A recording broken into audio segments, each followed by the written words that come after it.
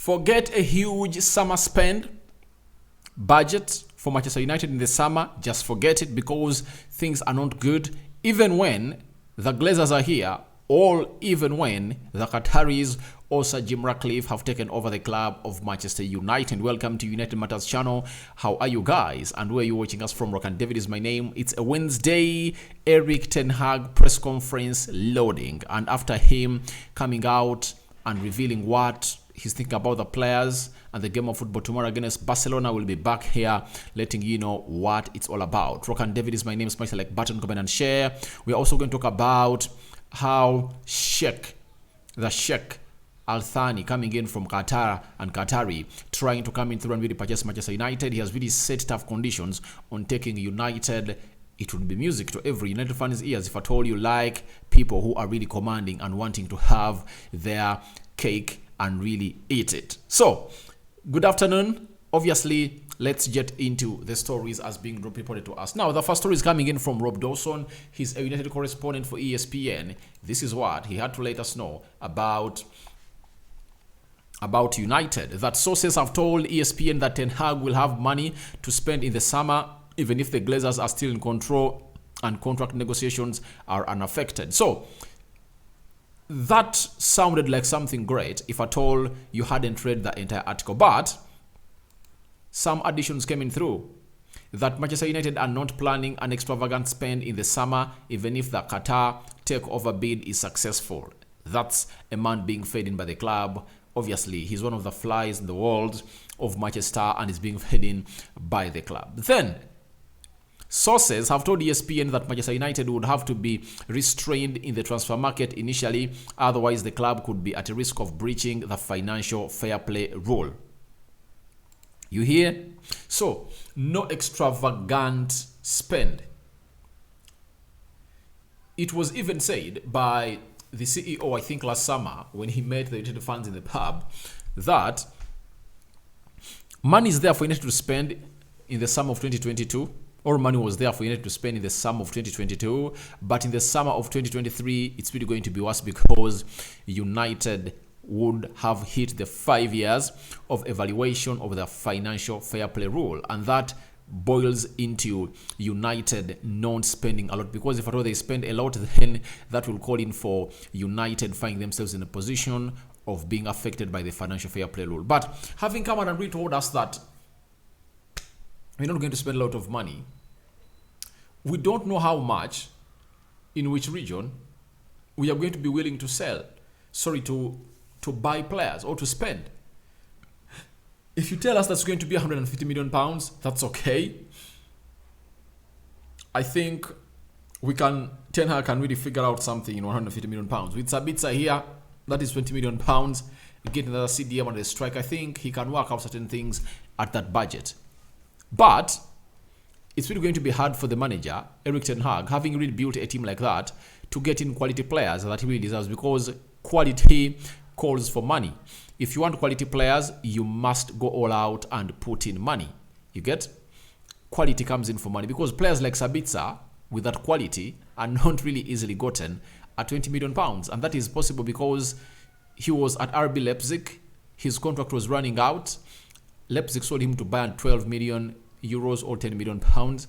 Then, when he went at Bayern, he never hit the ground running, and he has gotten a chance to redeem his career at Old Trafford. That's why it's like that. But it's bad news to Erik Ten Hag, because he's a manager that thought that everything is going to be on and running for the club, because they told him that new owners bring in more money or mean more investment. But we are being told that even if the Qataris take over, we can't spend a lot of money because of the violation of the financial fair play rule. Then again, Rob Dawson told us that sources say that although commercial, broadcast and matchday revenue streams have remained strong, dropping out of the Champions League and a lack of significant player departures has meant Manchester United are keep a close eye on the financial fair play compliance. And I had a story being told to us by John Mata, Director of Football for Manchester United, that they really hosted a team of UEFA auditors to audit United, to see to it that they don't violate the financial fair play rules. And it shows you how bad we are. And how did we reach here? That is the question that is really lingering in the heads of many. How did we reach here? Simple.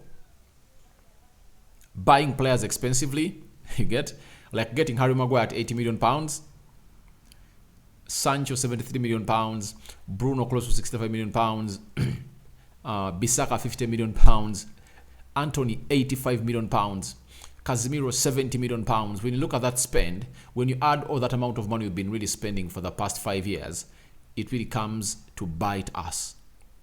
And these players have not only came here on astronomical transfer fees, but they're also earning hefty wages. Harry Maguire, £200,000 a week. Anthony was earning 50,000 pounds a week. Was it 20,000 pounds a week?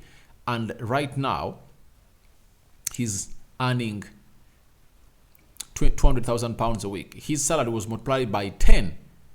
What team does that? Who does that in this world? Bruno Fernandes earning 200,000 pounds a week. Rashford 200,000 pounds a week. Sancho 350,000 pounds a week. Varane 330,000 pounds a week. Martial 250,000 pounds a week. Phil Jones is at close to 140,000 pounds a week. He's not playing a ball.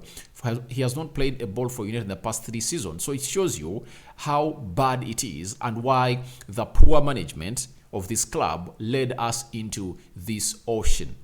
We are here we are because of the poor management of these, and United needs to go ahead and really trim their wage bill. If they don't, it's really going to affect us as far as spending on these players is concerned, because United's wage bill annually is at 455 million pounds. That's it. So that's a lot of money to spend on players yearly. You get? But I have a belief in me that if at all we can get an owner who is going to clear that debt for Manchester United, I believe with Erik Ten Hag, we are getting back to winning ways. We are going to be getting in more money, and I think we can make more 400 million pounds to add it to the 600 million pounds we've been making a year and extend it to £1 billion annually. I believe we can surpass that figure and find ourselves in a better position. But the financial fair play rule, if at all it's going to affect us, that means we'll have to sell to buy, meaning that Ten Hag will have to go on to what we call a selling spree to get in players. And that's why close to 6 or 7 players are expected to quit the club of Manchester United in the summer. Harry Maguire, Aaron Wan-Bissaka, Scott McTominay, Freddie, Alex Telles, Tuanzebe, Brandon Williams. I think those will find themselves out of the club of Manchester United, and they won't make more football plays for United. But as things stand, I believe things will be worked out. And if at all Ten Hag has an eye to look for a player like Sabitzer, obviously, with his quality, and you're going to get him at 20 million pounds because that's what Bayern Munich is calling in for. I believe one of his midfield positions would have gotten a solution already, meaning that he will be looking in for a CDM to get into that job, because even Scott McTominay is up for sale.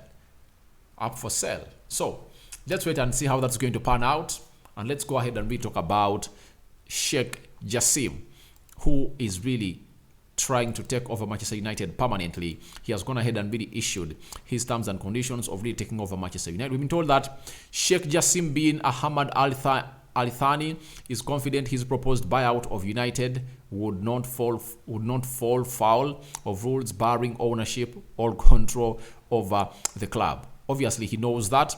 He has evaluated everything and nothing has not gone past him as far as violating these rules are really concerned. Then we are told those close to Sheikh Jassim's bid have dismissed any notion it is effectively a state project ultimately funded by the Qatar Investment Authority. So he comes out to confirm that it's not state money. It's not Qatar Investment Authority. It's an independent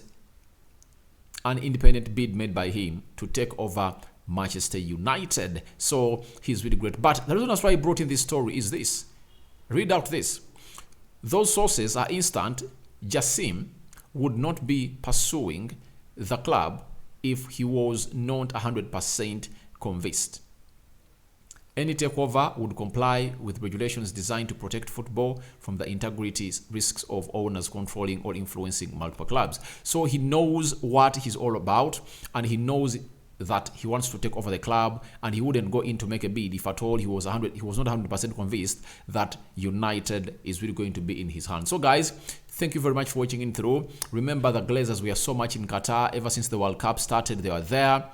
Even when the World Cup ended, they went there twice to discuss a deal with the Qataris, and obviously they've gotten them Sheikh Jassim to get this done and dusted. So your reactions to no extravagant summer spend for United in the summer, what are your thoughts about it? And Sheikh Jassim, 100% sure of taking over United, and the Glazers will have to sell this club to him because it looks like they can't handle the club anymore. Those stories are still coming in through that they are divided with the other 4 members of the family. The other 4 members of the family are really seeing this as an opportunity for them to earn £1 billion each. Joel Glazer and Avram Glazer are not willing to let United out of their hands, though they really put it out to see to it that they want the club to be sold, and that's why the share price has really dropped by $580 million. That's it. Rock and David remains my name. I sign out for now. See you later. I'm returning with the Erik Ten Hag press conference reaction here onto the United Matters channel. I'm out. I cover you all in the precious blood of Jesus Christ, and may Him protect you everywhere you are.